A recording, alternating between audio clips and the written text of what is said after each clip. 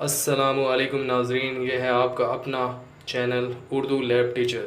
یہاں آپ کو سننے کو ملیں گے انشاءاللہ انسپریشنل سٹوریز اردو ادب کی، اردو زبان کی ترویج کے لیے ہماری یہ پہلی کاوش ہے۔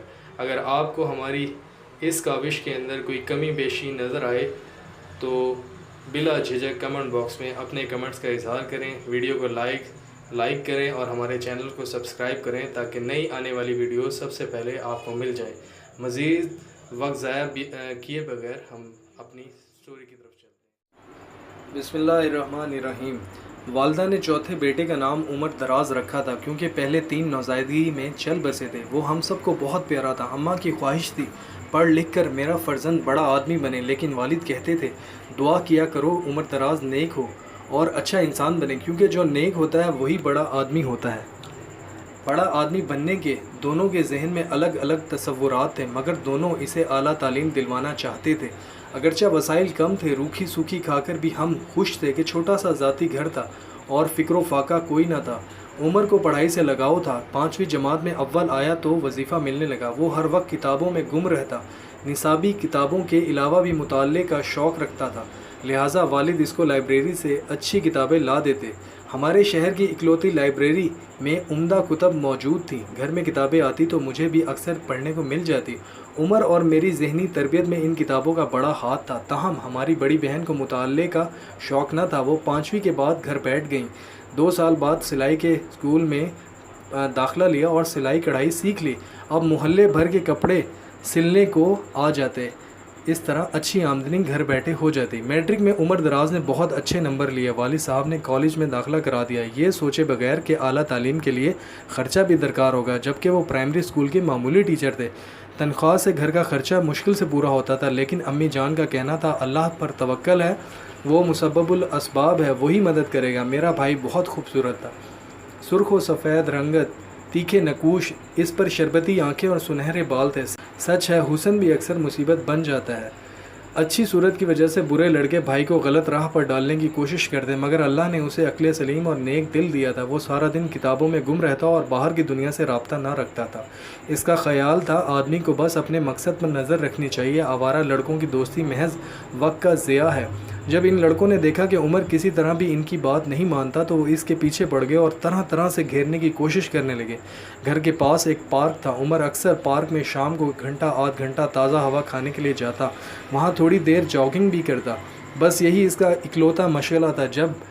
جب کہ ان لڑکوں کو پتہ چلا کہ عمر پارک جاتا ہے تو وہاں بھی آنے لگے اور اسے پریشان کرنے کی کوشش کرنے لگے۔ بھائی نے پارک جانا بند کر دیا۔ دوستی کرنا بری بات نہیں، ہر آدمی کا کوئی نہ کوئی دوست ہوتا ہے، لیکن یہ لڑکے دوستی کے لائق نہ تھے، ان کا کردار صحیح نہ تھا، یہ بدمعاش لڑکے تھے۔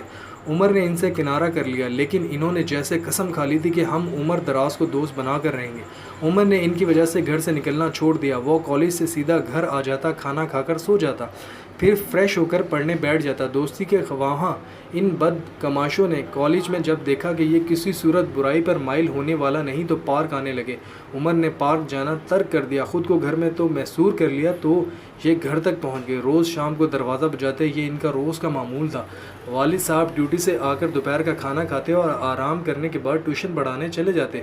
دروازے پر والدہ جاتی تو یہ لڑکے ان سے کہتے ہیں عمر سے کہیے اس کے دوست آئے ہیں، چند منٹ کو باہر آئے، کچھ بات کرنی ہے۔ عمر منع کر دیتا۔ ایک روز ماں نے کہا بیٹا یہ تیرے کالج کے دوست ہیں، تو ان سے ملتا کیوں نہیں ہے؟ یہ تو بری بات ہے بیٹا، یہ میرے دوست نہیں ہیں ماں، پہلے وہ کالج میں پڑھتے تھے، یہ شرارتی ہیں اور برے لڑکے ہیں، تب ہی پرنسپل نے انہیں کالج سے نکال دیا تھا۔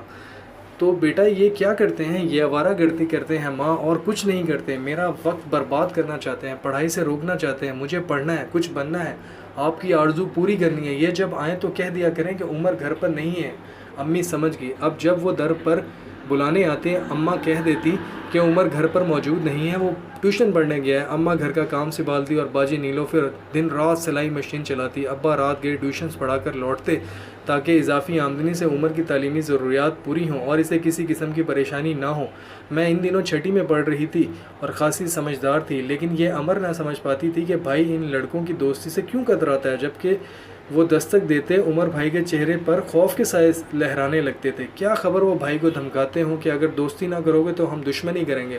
عمر گھر والوں کو ایسی کوئی بات نہ بتاتا جس سے اماں یا ہم لوگ پریشان ہو جائیں۔ وہ صرف نماز پڑھنے کو گھر سے نکلتا تھا، لیکن اب وہ مسجد کی بجائے نماز بھی گھر پر پڑھنے لگا۔ اس نے خود کو خود ہی نظر بند کر لیا۔ ایک روز والد صاحب نے پوچھا، عمر تم کالج کے علاوہ کہیں آتے جاتے نہیں ہو؟ بیٹا شام کو تھوڑی دیر کے لیے پارک جایا کرو، گھر میں بند رہنے سے تمہاری صحت متاثر ہو رہی ہے، رنگت بھی زرد پڑتی جا رہی ہے، کوئی پریشانی ہے تو بتاؤ۔ کوئی خاص پریشانی تو نہیں ہے ابا جی، لیکن پارک نہیں جا سکتا، چند بدگماش لڑکے میرے پیچھے پڑ گئے ہیں، وہ پارک جاتے ہیں، نہیں چاہتا کہ مجھے تنگ کریں۔ تو بیٹا شام کو اپنے چچا کی دکان پر آ جایا کرو، میں بھی وہیں تمہارے چچا کے بچوں کو ٹیوشن پڑھا آتا ہوں، گھر سے کچھ دیر کو باہر نکلو گے تو جی بہل جائے گا۔ ابو جب دوپہر کا کھانا کھانے کے بعد چچا کی دکان پر جاتے، بھائی بھی ساتھ ہو لیتا، وہ اپنی کتابیں لے جاتا، چچا کی دکان کے عقب میں ایک کمرہ آرام کی غرض سے تھا، وہاں جا کر پڑھتا، اور جب تازہ دم ہونے کو جی چاہتا چچا کے ساتھ دکان میں جا بیٹھتا۔ رات کو جب ابا گھر لوٹتے اسے ہمراہ لے آتے، یوں ابا کی موجودگی میں وہ لڑکے میرے بھائی کو ساتھ چلنے کے لیے نہیں کہہ سکتے تھے۔ بے شک سب مائیں اپنی اولاد سے پیار کرتی ہیں، لیکن اماں کا پیار تو جیسے بے کنار تھا۔ جب تک بیٹا گھر نہ لوٹتا ان کی نگاہیں اور کان دروازے کی طرف لگے رہتے۔ عمر بھائی آ جاتے تو وضو کر کے روزانہ 2 نفل شکرانے کے ادا کرتی کہ لخت جگر بخیر و عافیت گھر آ گیا۔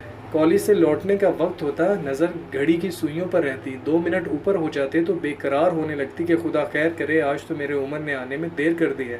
وہ دن بھی آ گیا جب عمر نے شاندار نمبروں سے FSC پاس کر لیا اور اسے انجینئرنگ کالج میں داخلہ مل گیا۔ ہمارا شہر چھوٹا سا تھا اور جس کالج میں بھائی نے تعلیم حاصل کرنی تھی وہ قریبی شہر میں تھا۔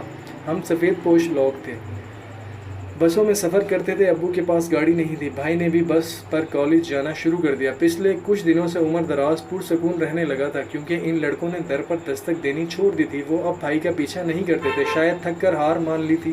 عمر بھائی کا ابھی تعلیمی سال تھا اور یہ ہلکی سردیوں کے دن تھے، دن کو کچھ گرمی تھی مگر رات کو خنکی ہو جاتی تھی۔ ایک روز بھائی کالج سے لوٹے تو امی نے پوچھا کھانا لاؤں؟ کہنے لگے پہلے ایک پیالی چائے دے دیں، تھکن سی ہو گئی ہے۔ یہ کہہ کر بیٹھک میں چلے گئے اور وہاں پڑے صوفے پر دراز ہو گئے۔ امی کچن میں کھانا گرم کرنے لگی اور میں چائے بنانے لگی۔ اتنے میں دستک ہوئی، عمر بھائی نے دروازہ کھولا، پھر در بند کرنے کی آواز سنائی دی۔ چائے بنا کر جب میں بیٹھک میں گئی تو دیکھا کہ وہ وہاں موجود نہیں تھا، سمجھی کہ اپنے کمرے میں چلا گیا ہے، وہاں گئی تو کمرے میں بھی نہ تھا۔ چائے کی پیالی ٹیبل پر رکھ کر واپس کچن میں آ گئی اور امی سے کہا کہ چائے رکھ آئی ہوں، بھائی شاید واش روم چلا گیا ہے۔ کافی دیر گزر گئی، دوبارہ کمرے میں گئی تو دیکھا پیالی ویسی ہی دھری ہے، چائے ٹھنڈی ہو چکی تھی، سارے گھر میں دیکھ لیا، وہ گھر میں نہ تھا۔ امی کو بتایا تو انہوں نے دل پر ہاتھ رکھ لیا، خدا خیر کرے کہیں وہ بدگماش نہ لے گئے ہوں۔ ماں کی ممتا تڑپ اٹھی، جانے کب سے ان کو یہی دھڑکا لگا ہوا تھا۔ ان کے گھبرانے کی وجہ یہی تھی کہ بھائی ماں کو بتائے بغیر ایک قدم بھی گھر سے باہر نہیں نکالتا تھا۔ ماں پریشان تھی کہ اتنے میں ابو آ گئے، انہوں نے ان کو بیٹھنے بھی نہ دیا اور کہا کہ ابھی اسی وقت باہر دیکھو، کسی سے پوچھو وہ نہ جانے کدھر چلا گیا ہے، میرا بیٹا ایسا تو وہ کبھی نہیں کرتا۔ ابا باہر گئے، چوک میں کچھ لڑکے موجود تھے، ان سے عمر کا پوچھا، سامنے جنرل سٹور تھا وہاں بھی پوچھا، گلیوں میں گھوم آئے، بھائی کو کسی نے دیکھا اور نہ کوئی نشان ملا۔ اماں کی جان جا رہی تھی، ہم سب پریشان۔ جب انہوں نے والد کو اکیلے گھر آتے دیکھا تو دل پکڑ کے چارپائی پر گر گئی۔ ہم سب تسلی دے رہے تھے مگر ان کے لبوں پر ایک ہی کلمہ تھا، اللہ خیر کرے، کب سے وہ بدمعاش میرے بچے کے پیچھے لگے ہوئے تھے، آج وار چل ہی گیا ہوگا۔ اماں خدا سے خیر مانگو، بھائی کسی دوست کے پاس چلا گیا ہوگا۔ ارے کوئی اس کا دوست ہے نہیں تو کس دوست کے پاس چلا گیا ہے مجھے بتائے بغیر؟ ماں نئے کالج میں کوئی دوست ہو سکتا ہے، ہم جماعت بھی تو دوست ہی ہوتے ہیں۔ ہائے خدا خیر کرے، جیسے ان کے کان اور کوئی بات سن ہی نہ سکتے ہوں۔ ابا میری ماں کی حالت دیکھ کر الٹے قدموں باہر لوٹ گئے، دوبارہ جہاں تک بند پڑا تلاش کیا، تھانے بھی گئے، یہاں تک کہ رات کے 8 بج گئے، عمر کا کہیں کوئی سراغ نہ ملا۔